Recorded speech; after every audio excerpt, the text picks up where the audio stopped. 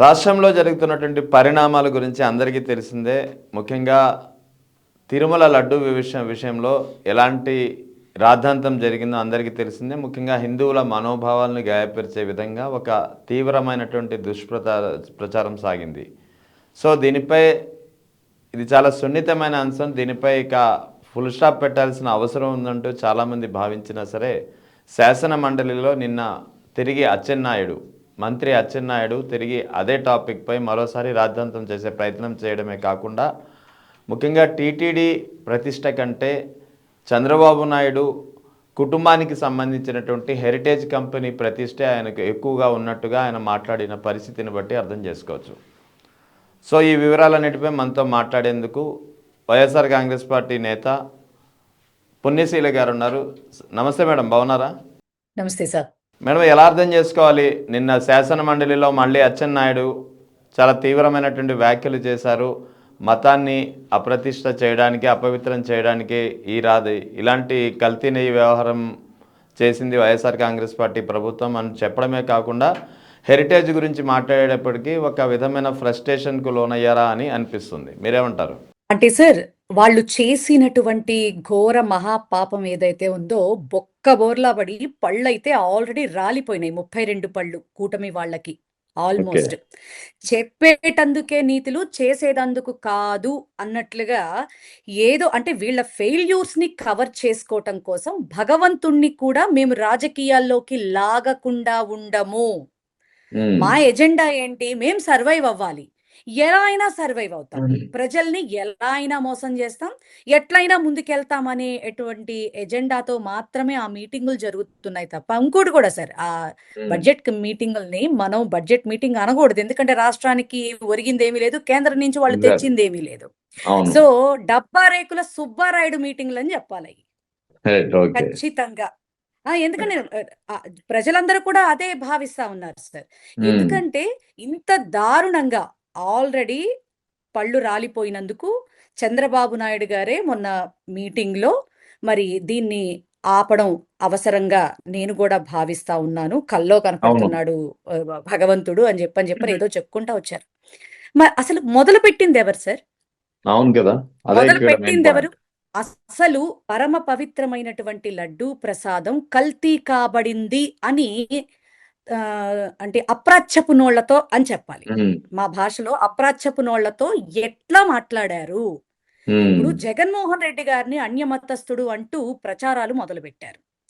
కానీ వారి తండ్రి గారు మాత్రమే తిరుమల ప్రతిష్టని పెంచేటటువంటి పరిస్థితుల్లో వాళ్ళు నడిచారు. ఇది నిజం. గతంలో ఉదాహరణలు కూడా ఉన్నాయి కదా మేడం. తిరుమలలో అన్యమత ప్రచారం చేయకూడదంటూ వైఎస్ఆర్ గారు తీసుకొచ్చినటువంటి జీవో ఉంది కళ్ళ ముందు ఎవిడెంటరీగా. తర్వాత 7 కొండల పరిధిని నిర్ణయించింది 746 జీవో ద్వారా. అది కూడా వైఎస్ఆర్, అది కూడా ఎవిడెంటరీ సపోర్ట్ ఉంది. ఈ రోజున మనం ఆన్లైన్లో చూసుకున్నా కూడా అవి అక్షర సత్యాలుగా ఖచ్చితంగా నిజంగా మొన్న రజనీ గారు అన్నమాట, ఈ జీవోలతో మళ్ళీ రాజశేఖర్ రెడ్డి గారు ఆయన ఎప్పుడు ఆంధ్ర రాష్ట్ర ప్రజల గుండెల్లో ఆయన ఒక చెరగని ముద్ర.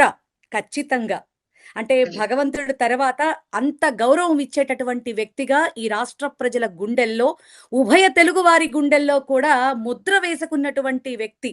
కానీ చనిపోయాడు అన్నటువంటి సంస్కారం కూడా లేకుండా నిన్నగాక మొన్న కూడా మరి జగన్మోహన్ రెడ్డి గారు జోగి రమేష్ గారిని పలకరించడానికి వెళ్ళినటువంటి నేపథ్యంలో అప్పుడు మాట్లాడినటువంటి మాటలన్నిటికీ సమాధానం చెప్పటానికి నవగ్రహాల్లా కూర్చున్నారు ప్రెస్ మీట్ లో.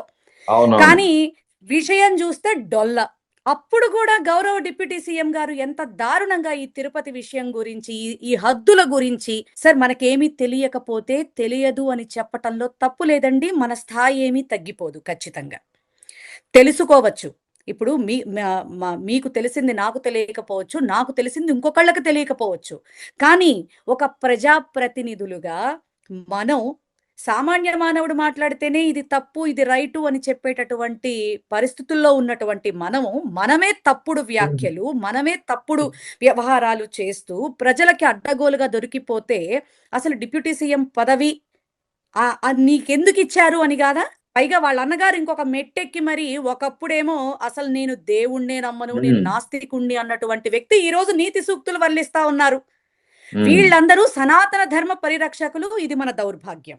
ఉమ్, ఏం చెప్పాలి సార్ వీటన్నిటి గురించి? నిజంగా రాజశేఖర్ రెడ్డి గారు ఆనాడు ఆ తిరుపతి కొండ మీద అన్యమత ప్రచారాలు చేయకూడదని 747, అవును. తిరుమల హద్దులు నిర్ణయిస్తూ 746, మరి ఉమ్, 2007లో వారు ఇవ్వడం అనేది ధార్మికత యొక్క పరువు ప్రతిష్టలు పెంచటం కాదా? ఉమ్, తిరుమల తిరుపతిని ఒక ఒక దాని యొక్క ప్రతిష్టతని గొప్పగా పెంచటం కాదా అని నేను అడుగుతున్నా. ఉమ్, వాళ్ళు ఏదైనా ఫాలో అవ్వచ్చు సార్. హైందవత్వాన్ని గౌరవిస్తున్నారా లేదా? అలాగే జగన్మోహన్ రెడ్డి గారి టైంలో మీరు చూసుకుంటే శ్రీవాణి ట్రస్ట్ అనేటటువంటి ఒక ట్రస్ట్‌ని ఏర్పాటు చేసి, ఆ ట్రస్ట్ ద్వారా 3000 గుళ్ళు మరి రాష్ట్ర వ్యాప్తంగానే కాదు, ప్రపంచ వ్యాప్తంగా గూడా మరి కట్టించినటువంటి ఘనత మరి జగన్మోహన్ రెడ్డి గారిది. ఉమ్, ఎవరు హిందూ ధర్మాన్ని రక్షిస్తున్నారు? ఆయన మీద వాళ్ళ మీద ఎందుకని ఎందుకంటే అన్య మతస్థులు అనేటటువంటి ముద్ర వేసి ఆంధ్ర ఉమ్, రాష్ట్ర ప్రజల్ని డైవర్ట్ చేయాలని చెప్పని మరి చంద్రబాబు నాయుడు గారు వాళ్ళ టీము ఇప్పటికీ కూడా చాలా ఓవర్ యాక్షన్ చేయటం అనేది నిజంగా ఆంధ్ర రాష్ట్ర ప్రజల దురదృష్టం సార్. బట్ అవును. ఆంధ్ర రాష్ట్ర ప్రజలందరూ చాలా ఎడ్యుకేటెడ్, చాలా నాలెడ్జబుల్ సార్. ఎందుకంటే ఈ రోజున త్రూ సోషల్ మీడియా కావచ్చు, ఒకప్పుడు పేపర్లలో చూస్తేనే న్యూస్ అండి. ఇప్పుడు ఉమ్, అరచేతిలో చాలా న్యూస్ కరెక్ట్. కనిపిస్తా ఉంది. నిజాలనేవి నిమిషాల మీద మనుషులు ఏంటి అనేది కూడా క్లియర్ కట్ గా చూపించేస్తా ఉన్నాయి. సో ఉమ్, సో వీళ్ళు నిజాల్ని కప్పెట్టేసి ఏదో పాత రాజకీయాలు చేద్దామని చూస్తే మాత్రం వీళ్ళ పప్పులైతే ఉడిగేటటువంటి పరిస్థితులైతే ఈ రోజు లేవు సార్. ఆయన మీద మతముద్ర అనేది ఒకప్పుడు చేసుకుంటూ వచ్చారు. అదే చెప్పుకుంటూ వచ్చారు. కానీ ఇప్పుడైతే మాత్రం వీటన్నిటికీ కాలం చెల్లిపోయే రోజులు వచ్చేసాయి సార్. ఇంకొక దౌర్భాగ్యమైనటువంటి విషయం ఏంటంటే మీరు చెప్పినట్టుగా ఇందాక ఆయన అచ్చెన్నాయుడు గారు ఉమ్, తిరుమల ప్రతిష్ట కంటే ప్రపంచవ్యాప్తంగా లడ్డూ ప్రసాదాన్ని ఎంతో గౌరవంగా స్వీకరించేటటువంటి మరి భక్తుల మనోభావాలు దెబ్బతీసే విధంగా మాకు లడ్డూ ప్రసాదం కంటే కూడా అంటే ఎంత అసహ్యంగా అటు చీఫ్ మినిస్టర్ గారు కూడా ఉమ్, కల్తీ లడ్డూతో హెరిటేజ్ యొక్క ప్రతిష్టను కలుపుతారా అని మాట్లాడటం అసలు ఉమ్, నిజంగా అసలు నేను షాక్డ్ సార్ నిజంగా. అంటే భగవంతుడి కంటే నీ హెరిటేజ్ ఏంటి? తంతే 300 చిల్లరున్న షేర్ వాల్యూ 600 చిల్లరున్న షేర్ వాల్యూ 300కి పడిపోయింది. భగవంతుడు తంతే. ఇహ అది రూ. 100కి పడిపోయే స్థాయికి దిగజారిపోవద్దని చెప్పని చంద్రబాబు నాయుడు గారికి నేనైతే మాత్రం చెప్తా ఉన్నాను సార్. ఇక భగవంతుడితో ఆడుకోవటం వీళ్ళు ఆపేయాలి. అంటే నిన్న శాసన మండలిలో వేరే సమస్యలు లేనట్టు హెరిటేజ్ గురించి ఎత్తగానే చాలా ఫ్రస్ట్రేషన్కి లోనైపోయారు మంత్రి అచ్చెన్నాయుడు. అంటే ఆయనకి రాష్ట్రంలో వేరే సమస్యలు లేవా, హెరిటేజ్ ఒక్కటే ఒక సమస్యగా కనిపించిందా? ఆ హెరిటేజ్ అనేది ప్రభుత్వానికి సంబంధించింది అయితే కాదు, అది ఒక ప్రైవేట్ కంపెనీ, అది కూడా ముఖ్యమంత్రి చంద్రబాబు నాయుడు కుటుంబానికి సంబంధించిన కంపెనీ. మరి ఒక హెరిటేజ్ కంపెనీ గురించి శాసన మండలిలో అతను అంతటి విలువైన సమయాన్ని ఆయన ఎలా వేస్ట్ చేయగలిగారు? అంటే సెల్ఫ్ డబ్బా సార్. మరి పాపం చంద్రబాబు నాయుడు గారు నమ్ముకుని ఉన్నందుకు మరి ఈ టైంలో కూడా మరి ఆయనకి మినిస్టర్ ఇవ్వడం అనేది మరి ఆయన కృతజ్ఞత చూపించుకోవాల్సినటువంటి టైము, స్వామి భక్తి చూపించుకోవాల్సినటువంటి టైం కదా సార్. ప్రజల సమయం అది. అసెంబ్లీ అనేది ఒక దేవాలయం అని, లేకపోతే అక్కడ ప్రజా సమస్యల మీద ప్రతిపక్షం ఏవైతే ఎత్తి చూపిస్తోందో వాటిని సరిచేసుకుంటామని చెప్పే ప్రయత్నం కానీ లేదు, వాటికి మేము ఈ రకంగా చెయ్యబోతున్నాము, సొల్యూషన్స్ ఈ రకంగా చూపించబోతున్నాము అని కానీ ధైర్యంగా ఫేస్ చేసేటటువంటి ఇది కాకుండా కవరేజీ ప్రయత్నాలు, డైవర్షన్ ప్రయత్నాలు మాత్రమే ఆ అసెంబ్లీ సెషన్స్ లో కనపడుతున్నాయి సార్. అందుకే అన్నాను సార్, డబ్బా రేకుల సుబ్బారాయుడు మీటింగులు అవి ఆంధ్ర రాష్ట్ర ప్రజలకి ఉపయోగపడేటటువంటి మీటింగులు అయితే, బడ్జెట్ మీటింగ్ అయితే అసలు కాదు అని చెప్పి నేను మీకు ఇందాక చెప్పాను నేను. రైట్. ఇదే ఇక తాజాగా పరకాల ప్రభాకర్ గారు ఒక పొలిటికల్ ఎకనమిస్ట్ గా ఎలక్షన్ కమిషన్ ఇచ్చినటువంటి డేటాను విశ్లేషించి ది వైర్ ఆంగ్ల వెబ్సైట్ లో ఒక ఆసక్తికరమైనటువంటి కథనాన్ని ప్రచురించారు. మీరు బహుశా చూసే ఉంటారు అది. చూశాను సార్, యా, చూశాను. దాన్ని చాలా క్లియర్ గా చెప్పారు. కొన్ని విషయాలైతే అసలు ఇది ఎలా సాధ్యం అని చెప్పి నాకు కూడా షాక్ కలిగినటువంటి పరిస్థితి. ఎందుకంటే అదే సార్, ముఖ్యంగా రాత్రి 11:45 నుంచి 2 గంటలు, అంటే 2 వరకు just matter of 2 hours 15 minutes లో 17 అవును లక్షల 19,432 ఓట్లు పోలయ్యాయి. ఇది ఎలా సాధ్యం అంటే నిమిషానికి 4 ఓట్లు వేశారా అనేది ఆయన ప్రధానంగా మొత్తం ఆర్టికల్లో ఇది కాస్త హైలైట్ అయినటువంటి అంశం. మరి మీరేమంటారు? సార్. ఇది nothing but manipulation sir. Yeah. ఇది ఆంధ్ర రాష్ట్ర ప్రజలకి ఎంత క్లియర్ కట్‌గా అర్థమవుతున్నటువంటి విషయం అండి. మేము కోర్టుకెళ్ళాం కదా సార్! ఇది కరెక్ట్ అవును. కాదు అని. కొంతమంది పచ్చ ఛానల్స్‌లో మరి మీరు 151 మంది గెలిస్తే మీరు కూడా అప్పుడు ఇదేనా అనన్నారు. కానీ మేము గెలిచినప్పుడు మా మెజారిటీస్ ఏ రోజైతే పోలయిందో ఆ రోజు ఉన్న మెజారిటీకి కౌంటింగ్ అప్పుడు వచ్చిన కౌంటింగ్‌లో ఉమ్. ఎంతైతే పోలయిందో అప్పటికి ఏ మాత్రం ఓట్ల సంఖ్యలో ఒక్క ఓటు కూడా తేడా రాలేదు. అదే కాబట్టి పోలైన మీరు ఓట్లకి కౌంట్ అఫీషియల్లీ అయిన ఓట్లకి అప్పట్లో తేడా ఏమీ లేదు. తేడా ఏమీ లేదు. సో, ఇష్టారాజ్యంగా మీకులాగా ఎలా పడితే అలాగా మేము ఓట్లు సాధించలా. ప్రజల మనసు గెలిచి సాధించాం మేము ఓట్లు. అది మా నిజమైన విజయం. మీది మ్యానిప్యులేషన్ విజయం మీది. ఖచ్చితంగా మా ఓట్లల్లో తేడా లేదు కాబట్టే చంద్రబాబు నాయుడు వాళ్ళ బృందం కలిసి మరి ఎన్నికల కమిషన్‌కి మరి వాళ్ళెందుకు కంప్లెయింట్ ఇవ్వలేదు సార్? ఇప్పుడు మా అవును. 151 మంది మేము అలాంటి మ్యానిప్యులేషన్‌తోనే గెలిచామా అని మరి మాట్లాడే ముందు వాళ్ళు వెళ్ళాలి కదా! కానీ మేము వెళ్ళాం. మీరు మ్యానిప్యులేషన్‌తోనే గెలిచారు అని వైఎస్ఆర్ కాంగ్రెస్ పార్టీ కోర్టుకెళ్ళింది. అది అవును. నడుస్తోందా? నడవట్లేదా? వీళ్ళు నడవనిస్తున్నారా? అనేది వేరే విషయం. మేము ఉమ్. వెళ్ళగలిగామా? లేదా? అంటే నీలో తప్పున్న దాన్ని మేము చూపించగలిగాం. మాలో తప్పు లేదు కాబట్టి నువ్వు చూపించలేకపోయావు. మాట వీళ్ళేంటంటే సార్, ఎదుటివాడి మీద బురద జల్లేయాలి. బురద అసలు మీరు రుద్దేయాలి. ఒక సాధారణ అంటే వైఎస్ఆర్ కాంగ్రెస్ పార్టీ నేతగా కాకుండా ఒక సాధారణ హ్మ్. ఓటర్గా చెప్పండి. మీరు చెప్పండి మనకి సార్. మొన్న జరిగినటువంటి ఎన్నికలు ఇటు అసెంబ్లీ ఇటు పార్లమెంట్ రెండు ఒకేసారి జరిగినాయి. అంటే యెస్. ఒక మనిషి 2 ఓట్లు వేస్తాడు. So yes. ప్రతి ఈవీఎంలో వీవీప్యాట్ స్లిప్ జనరేట్ అయిన తర్వాతే మనం నెక్స్ట్ ఓటు వేయడానికి నెక్స్ట్ బూత్ కి వెళ్తాం. యెస్. అవును సార్. ఒకసారి ఫస్ట్ ఎంపీ ఓట్ వేసిన తర్వాత వీవీప్యాట్ స్లిప్ లో మనం వేసుకున్నది కన్ఫర్మ్ చేసుకున్న తర్వాత అప్పుడు ఎమ్మెల్యే ఓట్ వేయడానికి వెళ్తాం. సో అంతకన్నా అవును. ముందు జరిగే ప్రక్రియ జనరల్ గా ముందు వెరిఫైలో నేమ్ వెరిఫై చేసుకుంటాం, రిజిస్టర్ లో సంతకం చేస్తాం, థంబ్ ఇంప్రెషన్ ఇస్తాము. ఆ తర్వాత చూపుడు వేలు మీద ఇంక్ సిరా పడుతుంది. ఆ తర్వాత మనం 1 బై 1 2 కంపార్ట్మెంట్ లోకి వెళ్ళి ఓట్లు వేస్తాం. సో ఇదంతా జరగడానికి కనీసం నాకు తెలిసైతే రఫ్ గా 1 to 1.5 మినిట్స్ అయితే పట్టొచ్చు ఎంత ఫాస్ట్ గా చేసినా. Exactly sir. మరి నేనిప్పుడు అదే అటువంటప్పుడు కౌంట్ చేస్తున్నాను మీరు సార్. ఒక ఓటర్ గా చెప్పండి ఇది సాధ్యమా కాదా అసలు? సాధ్యమా? కాదా? అనేది ఆల్రెడీ ప్రజలు డిసైడ్ చేస్తున్నారు సార్. ఎందుకంటే మనకంటే ఆలోచిస్తున్నారు వాళ్ళు. మీరు చెప్పినట్టుగా మనం ఓటు వెయ్యడానికి వెళ్ళినప్పుడు ఆ ప్రాసెస్‌లో ఆ ఉమ్. అఫీషియల్స్ అంతా కూర్చునుంటే నిజంగా మీరన్నట్టు ఫస్ట్ మన ఓటు ఉందా? లేదా? అని చూస్తారు. తర్వాత అవును. మన ఓటు కార్డ్ అడుగుతారు. ఆ తర్వాత ఓటు అవును. కార్డ్‌లో లిస్ట్‌లో ఎక్కడ ఉన్నామనేది చూస్తారు. ఆ ఎగ్జాక్ట్లీ. తర్వాత మనకి ఓటు వేసిన గుర్తు వేస్తారు మన మీద. ఆ యా. తర్వాత మనకొక స్లిప్ ఇస్తారు. ఆ ఉమ్. తర్వాత వీవీప్యాట్స్ దగ్గరికెళ్తాం. మీరన్నట్టు ఫస్ట్ అవును. ఎంపీ వేస్తాము. అది అది అవుందా లేదా బీప్ సౌండ్ వచ్చిన తర్వాతే మళ్ళీ వేరే ఉమ్. దానికి వెళ్ళాలని జెప్తారు. సో, ఈ ప్రాసెస్ అంతా పూర్తవ్వడానికి లిటరల్లీ మీరన్నట్టుగా 1-1.5 మినిట్ ఈజీగా జరుగుతుంది సార్. అవును. ఒక్కొక్కసారి మన ఆధార్‌లో ఉన్న ఫేసు పాపం ఒకటే ఉంటుంది. కానీ ఉమ్. ఆఫీసర్‌కి సాటిస్ఫాక్షన్ లేకపోతే, అవును. దాని మీద అక్కడున్నటువంటి ఆఫీసర్స్ అందరూ కూడా మళ్ళీ డిస్కషన్ మొదలుపెడతారక్కడ. Yeah. So, literally it takes 5 minutes also. Yeah. Some times అవ్వచ్చు ఇట్ సార్. May happen. అవును. Sometimes. May happen sir. So, అలా జరుగుతున్న పరిధిలో నిమిషానికి నలుగురు ఓట్లెలా వేస్తారు సార్? ఏమన్నా ఉమ్. రిగ్గింగులు జేశారా? నువ్వు రిగ్గింగ్ చేసావు. ఎలా? Through technology. యా. అంత మోసం చేశావు కాబట్టే మమ్మల్ని కొట్టగలిగావు తప్ప, నువ్వు ముగ్గురు గాదు, 30 మందితో కలిసొచ్చినా కూడా జగన్మోహన్ రెడ్డి గారిని కొట్టటం అయితే మాత్రం వీళ్ళ వల్ల అయితే మాత్రం కాదు సార్. రైట్. టెక్నాలజీని ఒక్కదాన్ని అడ్డం పెట్టుకొని ప్రజల్ని మోసం చేసి గద్దెనెక్కారు కాబట్టే ప్రజలు వేసినటువంటి ఓటుకి వీళ్ళు విలువివ్వలేకపోతున్నారు. భగవంతుడికి విలువివ్వలేకపోతున్నారు. నిజంగా ఆ బిఆర్ ఓవరాల్ గా నాయుడుని మేడం చూస్తే కూడా ఇప్పుడు ఈ పరక అసహ్యమేస్తుంది సార్. పరకాల ప్రభాకర్ ఇష్యూ బయటకు వచ్చిన తర్వాత ఆయన రాసినటువంటి ఆర్టికల్ బయటకు వచ్చి ఒక చర్చనీయాంశంగా మారిన తర్వాత ప్రజల్లో దీని మీద సార్. ఎలాంటి అభిప్రాయం వ్యక్తం అవుతుంది మీరైనా అబ్జర్వ్ చేశారా? Have you ever gone through?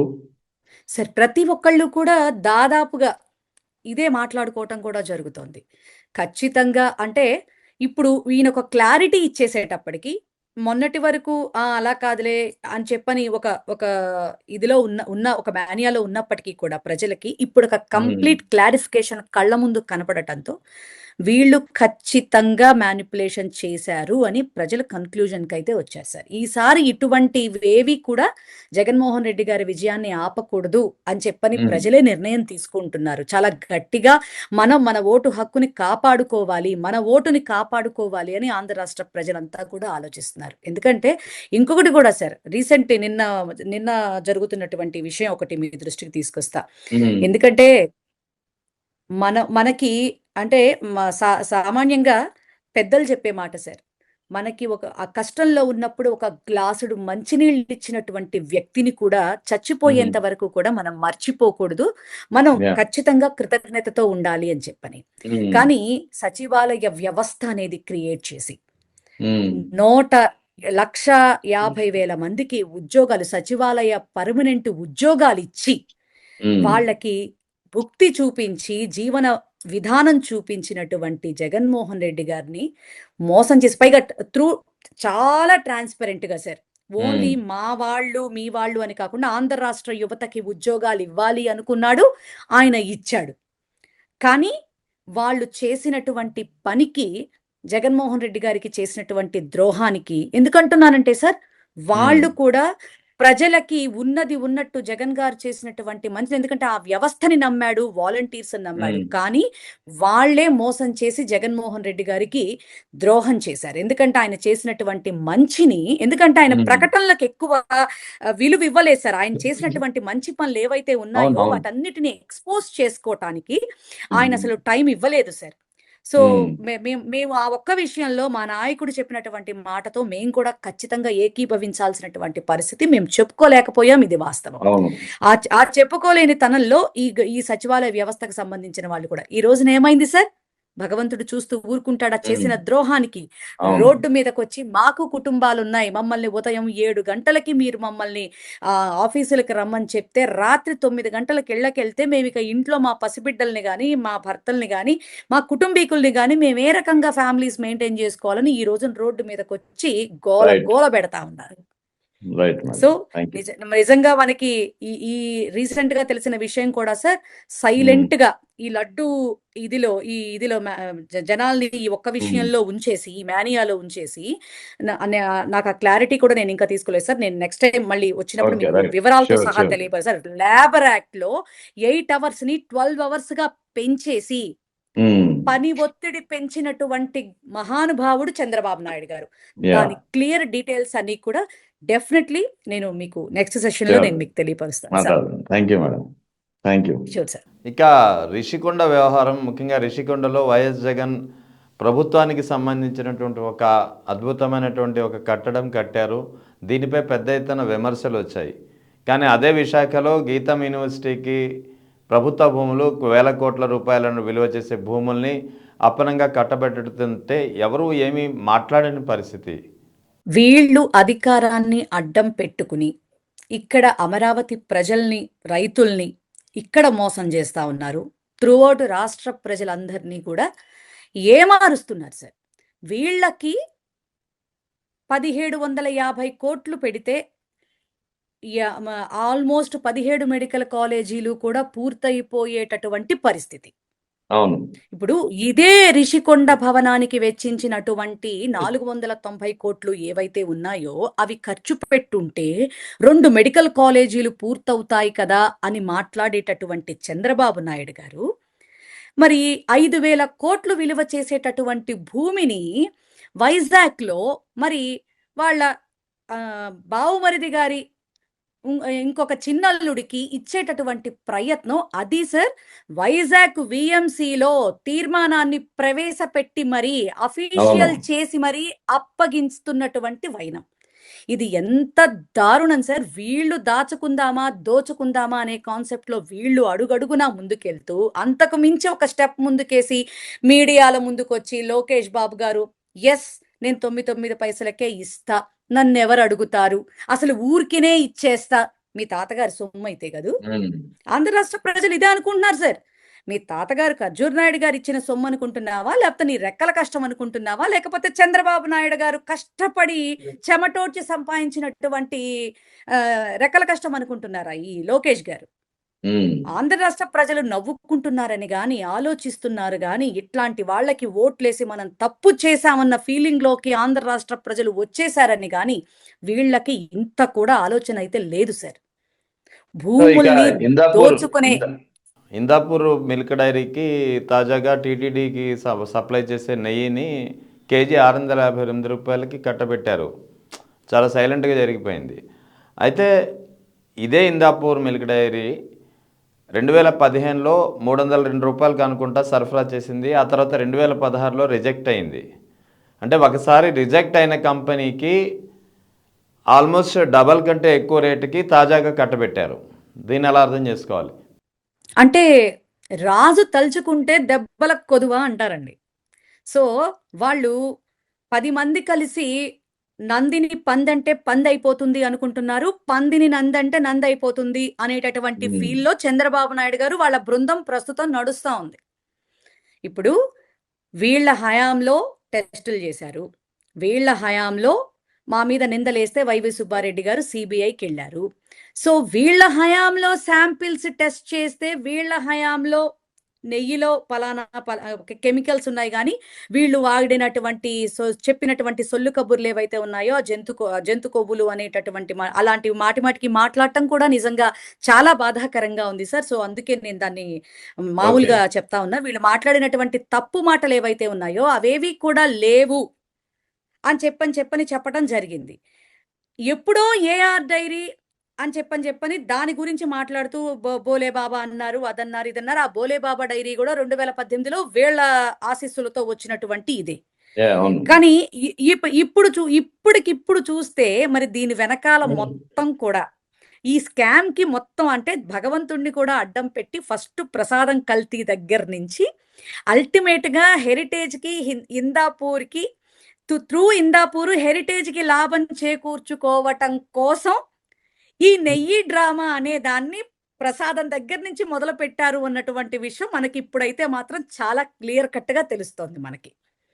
So ఏంటంటే ఇప్పుడు వీళ్ళ షేర్ వాల్యూస్ కూడా పడిపోవటంతో ఈ రకంగానన్నా ఆ రూపాయిని లెవెల్ చేసేసుకోవటం కోసం, ఆ లాభాన్ని లెవెల్ చేసేసుకోవటం కోసం వీళ్ళు ఇంత దరిద్రమైనటువంటి ఇది సార్. ఎందుకంటే ఒక సామాన్యుడు కూడా, ఎందుకంటే మీకు ఆ వీడియో చూపిస్తాను సార్ ఒకసారి నేను. ఓకే ఒక్క నిమిషం సార్. పర్లేదు, చెప్పండి, చూపించండి. ఇగో సామాన్యుడు చూడండి సార్ ఏం మాట్లాడుతున్నాడు. ప్లే చేయండి. ఇందాపూర్ డైరీ యూనిట్ మహారాష్ట్రలో ఉంది కదా, దానికి ఎలాంటి సంబంధం లేదని చెప్పేసి సిబిఎన్ గారు అసెంబ్లీలో అన్నారు అనమాట. సింపుల్ గా అమెజాన్ లోకి వెళ్ళేసి హెరిటేజ్ చీజ్ అని కొడితే ఒక ప్యాకెట్ వస్తుంది కదా, దాంట్లో మ్యానుఫ్యాక్చర్ ఎక్కడైనా అని చూస్తే ఇందాపూర్ మహారాష్ట్ర యూనిట్ అని ఉంది. అండ్ మార్కెటింగ్ బై హెరిటేజ్ అంట. అంటే జాయింట్ వెంచరా కాదా? అంటే ఏదో రకంగా రెండింటికి సంబంధం ఉందా లేదా? ఇప్పుడు కొత్తగా ఏమంటున్నారు, గీకి ఇందాపూర్ డైరీ యూనిట్ ఎలాంటి సంబంధం లేదంటారు అనమాట. సో కొంచెం మాట్లాడే ముందు ఇలాంటి వాటిని డిలీట్ చేపించి మాట్లాడితే జనాలు నమ్మేస్తారు అనమాట. ఇప్పుడు నమ్మడానికి కూడా లేదు, ఇంకా ఎక్కువ ఎక్స్పోజ్ అవుతున్నారు. చిన్న విషయాలు మీరు కొంచెం చూసుకొని జాగ్రత్త పడి ఉంటే అబద్ధం నిజం అయ్యేది కదా. సో అబద్ధాలు ఆడడం కూడా రావట్లేదు అనమాట. అంటే వీళ్ళు అదే చెప్తున్నాను కదా సార్, ఆల్రెడీ భగవంతుడి విషయంలో తప్పుడు మాటలు మాట్లాడి అవి తప్పు అని తేలిపోయి బొక్కబోర్లా పడి పళ్ళు రాలిపోయినటువంటి సందర్భంలో మెదడుకు కూడా వీళ్ళందరికీ దెబ్బలు తగిలి బొప్పులు కట్టేశాయి సార్ వీళ్ళందరికీ. సో ఆ బొప్పులు కట్టేసినటువంటి నేపథ్యంలో కాస్త మతి భ్రమణం అనేది ఎంటైర్ కూటమికి సంబంధించినటువంటి వాళ్ళందరికీ కూడా ఆపాదించింది అనమాట. సో ఆ ఇదిలో ఎవరు అంటే ఇక్కడ సింకింగ్ కూడా ఉండదు సార్. ఇప్పుడు సీఎం మాట్లాడేదానికి డిప్యూటీ సీఎం మాట్లాడేదానికి పొంతనుండదు, వీళ్ళిద్దరు మాట్లాడేదానికి లోకేష్ బాబుకి పొంతనుండదు, వీళ్ళ ముగ్గురు మాట్లాడేదానికి ఇతరత్ర మంత్రులు మాట్లాడేదానికి పొంతనుండదు అనమాట. ఎవరు ఎందుకంటే ఎవరు ఏది చెయ్యాలనుకుంటే అది చేసి ముందుకెళ్తా ఉంటారు. మరి మొన్న చూసారా, మరి ఈ పల్లా శ్రీనివాసరావు గారు ఆయనేమో 24/7 పని చేస్తాడు అని చెప్పని ఆయన ఏదో మాట్లాడితే ఈయన 25/7 పని చేస్తాడు అని చెప్పని ఈయన అంటే రోజుకి 25 గంటలు ఉంటుంది అన్న విషయం కూడా వీళ్ళకి తెలియకుండా ప్రెస్ మీట్లకు వచ్చి మాట్లాడుతున్నటువంటి పరిస్థితుల్లో కూటమి ప్రభుత్వ పరిస్థితి దిగజారిపోయింది సార్. ఏది ఏమైనా ప్రజలు మనకి అవకాశం ఇచ్చారు, ఓట్లేశారు, వాళ్ళకి నమ్మకంగా మనకి పని చెయ్యాలి అనేటటువంటి సెన్స్ అయితే మాత్రం నాకు ఈ కూటమిలో ఎక్కడా కనిపించట్లేదు సార్. ఇటీవల జరిగినటువంటి బడ్జెట్ సెషన్స్‌లో అయితే నిజంగా ఆత్మస్తుతి పరనిందలాగే అనిపించింది తప్ప, ఒక జగన్మోహన్ రెడ్డి గారిని టార్గెట్ చేస్తూ ప్రతి విషయంలో కూడా మాట్లాడుకోవటానికి ఒక వేదికని ఏర్పాటు చేసుకున్నట్టుందే తప్ప, నిజంగా ఆ హోమ్ మినిస్టర్‌ని గారిని చూడండి. పైగా ఇంకా ఆవిడ చాలా గొప్పగా అంబటి రాంబాబు గారు ఇలా అన్నారంట. మరి 2, 3 వీడియోలు చూపిస్తా లోకేష్ గారన్న వీడియోలు. ఆయన పబ్లిక్‌లోనే ఇలా అన్నాడు. మరి మా అంబటి రాంబాబు గారు కూడా పబ్లిక్‌లోనే ఇలా అన్నారు. మీ వాడు అన్నది మమ్మల్ని టార్గెట్ చేసి మమ్మల్ని హింస పెడతాను అనే విషయంలో తగ్గేదే లేదన్నాడు లోకేష్ బాబు గారు. కానీ మీరెంత హింస పెట్టినా మేం జగన్మోహన్ రెడ్డిని వదిలే పనే లేదు. ప్రజల కోసం పోరాడేటటువంటి విషయంలో వెనక్కి తగ్గేదే లేదు అని ఆయన ఈ రకంగా చూపించటం జరిగింది. సో, దానికి దీనికి నక్కకి నాగలోకానికి ఉన్నంత తేడా ఉందన్న విషయం తెలియకుండా ఆయన మాజీ మంత్రండి, సమాజానికి ఏం మెసేజ్ ఇస్తున్నారండి అంటంది ఆవిడ. ఇంకా ఆవిడకి ఏం చెప్పాలి సార్? హోమ్ మినిస్టర్ అయ్యుండి చదువుకున్న వ్యక్తి అంటారు. మళ్ళీ టీచర్‌గా పనిచేసింది అని చెప్పనంటారు. అంటే మీ వాళ్ళు చేస్తేనే అసలు ఆవిడని మనం ఏం మాట్లాడతాం సార్? ఆ విజయమ్మ గారిని, భారతమ్మ గారిని తప్పుడు కూతలు కూసినటువంటి అవును. మనిషికి అంతకు మించినటువంటి సంస్కారం ఏమొస్తుందని మనం మాట్లాడుకుంటాం? నిజంగా ఇప్పటి వరకు కొన్ని వేల ఘటనలు ఆమె డిపార్ట్‌మెంట్ ద్వారా జరిగితే ఏం చర్యలు తీసుకుందో, మరి ఆ యొక్క కుటుంబాలకి ఈమె ఏ రకంగా అండదండలుగా నిలబడిందో ఏనాడు వచ్చి ప్రెస్ మీట్ రూపంలో బయటకొచ్చినటువంటి సందర్భం అయితే లేదు సార్. తిరుపతిలో ఇవన్నీ పక్కన పెడితే, తిరుపతిలో మరి అంతమంది చనిపోయారు. కాశీనాయన క్షేత్రంలో అంతమంది చనిపోయారు. అవును. సింహాచలంలో అంతమంది చనిపోయారు. రీసెంట్లీ మహాశివరాత్రి సందర్భంగా శివస్వాములు శ్రీకాళహస్తిలో, శ్రీశైలంలో లాఠీ చార్జ్ అంతంత గొడవలు జరిగింది. జరిగితే స్వాముల్ని కొట్టారు సార్. అవును. ఇంతకంటే అప్రదిష్ట, ఇంతకంటే దౌర్భాగ్యం ఏ ప్రభుత్వానికి కూడా సంక్రమించదేమో సార్ నాకు తెలిసి. మరి ఇలాంటి దౌర్భాగ్యాలన్నీ కూడా మా జగన్మోహన్ రెడ్డి గారి టైంలో ఏనాడు జరగలేదండి. మీరు వెరిఫై చేసుకున్నా కూడా. యాహ్! అంటే ఇక్కడ అసలు తప్పులు తాజాగా జరగవా? ఇటీవల జరుగుతున్నటువంటి పరిణామాల గురించి ముఖ్యంగా తెలుగుదేశం అనుకూల మీడియాలో కూడా విపరీతమైనటువంటి కథనాలు వస్తున్నాయి. ఎవరేం మాట్లాడుతున్నారో, ఎలా మాట్లాడుతున్నారో, ఎందుకు మాట్లాడుతున్నారో తెలియని పరిస్థితి. మీరు కూడా గమనించే ఉంటారు. సార్ అది పచ్చ మీడియా జోకర్ షో అని చెప్పాలా. ఓకే. పచ్చ మీడియా జోకర్ షో. ఆ జోకర్ షో చూసి ప్రజలు ఎంటర్టైన్ అవుతున్నారు అంతే. హుహు. అవి వాస్తవాలు చెప్పే ఛానల్స్ కాదు. కాస్త కొంచెం మనకెప్పుడైనా కాస్త కొంచెం స్ట్రెస్ ఫీల్ అయినప్పుడు ఆ హ్మ్. సాంబాని చూసినా, ఆ మహా న్యూస్ వంశీ గారిని చూసినా, హ్మ్. అలాగే ఆ మూర్తి గారిని చూసినా, లేని అబద్ధాన్ని నిజాన్ని చేసేటటువంటి ప్రయత్నంలో వాళ్ళు పడేటటువంటి కష్టం, వాళ్ళు హ్మ్. చూపించేటటువంటి ఆ అత్యుత్సాహం హ్మ్. నిజంగా జోకర్ షో కంటే కూడా, ఎందుకంటే సర్కస్‌లో జోకర్స్ షో అవును. అనేది ఒక స్పెషల్ ఐటెమ్‌గా ఉంటుంది సార్. ఆ ఎగ్జాక్ట్‌లీ. స్పెషల్ ఐటెమ్‌కి అంటే వచ్చినటువంటి ఆడియన్స్ ఎంత ఎంటర్‌టైన్ అవుతారో, వీళ్ళొచ్చినప్పుడల్లా ఆడియన్స్ పరిస్థితి 2 సంవత్సరాలుగా, అంతకు ముందైతే చాలా దరిద్రంగా ఉండేది సార్. ఇప్పుడు మాత్రం జోకర్ షో అవుతుంది సార్ ఇప్పుడు ప్రస్తుతం. అలాంటి వాళ్ళ స్ట్రెస్ గురించి రిలీఫ్‌కి పనిచేస్తదనమాట అది. అంతే సార్. హ్మ్. దాన్ని జోకర్ షోగా మనం తీసుకోవాలి. స్ట్రెస్ రిలీఫ్ కోసం ఆ ఛానల్స్ మనం పెట్టుకొని చూడాలి తప్ప, వాస్తవికత కోసం మాత్రం వాటిని చూసేటటువంటి ప్రయత్నం అయితే మాత్రం చేయకూడదు. ఇంకా దౌర్భాగ్యం ఏంటంటే, ఈ హెరిటేజ్‌కి ఇంత ఓపెన్‌గా ఒక సామాన్యుడు ప్రూఫ్ చూసి హ్మ్. చూపించి, నీ హెరిటేజ్‌కి ఆ ఇందాపూర్‌కి ఇంత సంబంధం ఉంది అని యూట్యూబుల్లో మరి మరి సోషల్ మీడియాస్‌లో ఇంత వైరల్ అవుతా ఉంటే, మాకెట్లాంటి సంబంధం లేదు అని ఇంకా హ్మ్. బుకాయించేటటువంటి ప్రయత్నాలు చేస్తుంటే, ఈ ఈ మీడియాలు ఏమని చెప్తున్నాయో తెలుసా సార్? మళ్ళా సాక్షి మీడియా గురించి మళ్ళీ వ్యంగ్య ప్రచారం. మళ్ళా హ్మ్. కోర్ట్‌లోనంట మళ్ళా వీళ్ళు మళ్ళా పరువు నష్టం దావా వేస్తారట. హ్మ్.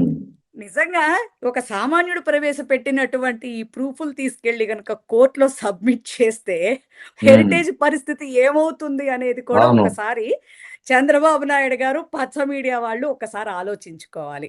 ఏదో చెప్పేద్దాం, ఏదో కవర్ హ్మ్. చేసేద్దాం. ఆఖరికి కమల్ హాసన్ గారిని కూడా వేలెత్తి చూపించే స్థాయికి దిగజారిపోయారు వాళ్ళు. అవును. ఎంత ఆయన ఏదో శ్రీశ్రీ ఎంత కవిత జగన్నాథ రథ చక్రాలు వస్తున్నాయి అంటే నాకు తెలుసు కమల్ హాసన్ గారు శ్రీశ్రీకి చాలా వీరాభిమాని. ఆయనకి సంబంధించినటువంటి చాలా అన్ని సినిమాల్లోనూ శ్రీశ్రీకి సంబంధించినటువంటి ఏదో ఒక కవిత్వాన్ని ఆయన జోడిస్తుంటారు. సో అందులో అంటే ఎందుకు అలవకగానే సార్? ఆ రోజు పార్లమెంట్ లో జగన్నాథ రథ చక్రాలు వస్తున్నాయి అంటూ శ్రీశ్రీ కవితల్లో ఒక 2 లైన్లు చెప్తే ఆ జగన్నాథ అవును. రథ చక్రాల్లో జగన్ అనే పేరు బాగా సౌండింగ్ గా వినిపించినట్టుంది వీళ్ళకి. సార్, జగన్ అనే భయం అణువణువు మొదలైపోయింది సార్.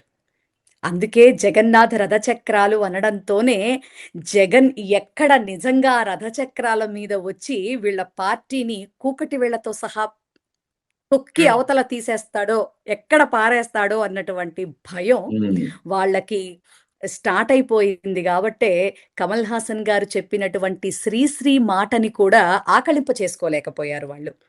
జగన్నాథ రథచక్రాలు వస్తున్నాయి, అవిగో అవిగో, ఇది తెలుగు వారికి అర్థమవుతోందని నేను అనుకుంటున్నాను అన్నారు తప్ప, ఉమ్, ఆయన ఒక పార్టీని వేలెత్తి చూపించటం గాని, ఒక పార్టీ గురించి మాట్లాడటం గాని, ఒక పార్టీని ఉమ్, భుజాన వేసుకోవటం కానీ he didn't tell anything sir.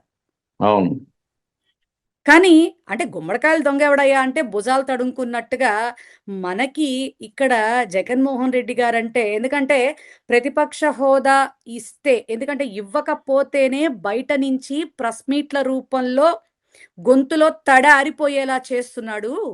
అలాగే కనుక ఈ 11 మందితో మరి అక్కడికొచ్చి ఇంకోటి కూడా చెప్తాను సార్, శాసన మండలిలో మా బొత్స సత్యనారాయణ గారి ఆధ్వర్యంలో అక్కడ ఉన్నటువంటి ఎమ్మెల్సీలు అడుగుతా ఉంటేనే ఒక్కొక్కళ్ళు సమాధానం చెప్పట్లా. బయట అవును. మా జగన్మోహన్ రెడ్డి గారు 2:30 గంటల సేపు ప్రెస్ మీట్లు పెట్టి ఆధారాలతో సహా ఏంటి మీ పరిస్థితి అని అడుగుతుంటేనే మనకి తడిసిపోతోంది పైనుంచి కింద దాకా కూటమి వాళ్ళకి. సో ఉమ్, ఇంకా నిజంగా ప్రతిపక్ష హోదా ఇచ్చి అక్కడ కూర్చోపెడితే మాత్రం చంద్రబాబు నాయుడు గారికి మాత్రం వేరే లెవెల్లో ఉంటుంది సార్. ఆ వేరే లెవెల్ని ఈ వయసులో ఆయన భరించలేడన్నటువంటి ఉద్దేశంగా మాత్రం ఆ, మరి స్పీకర్ గారు కూడా ఆలోచించి అవకాశం అయితే ఇవ్వడం లేదు.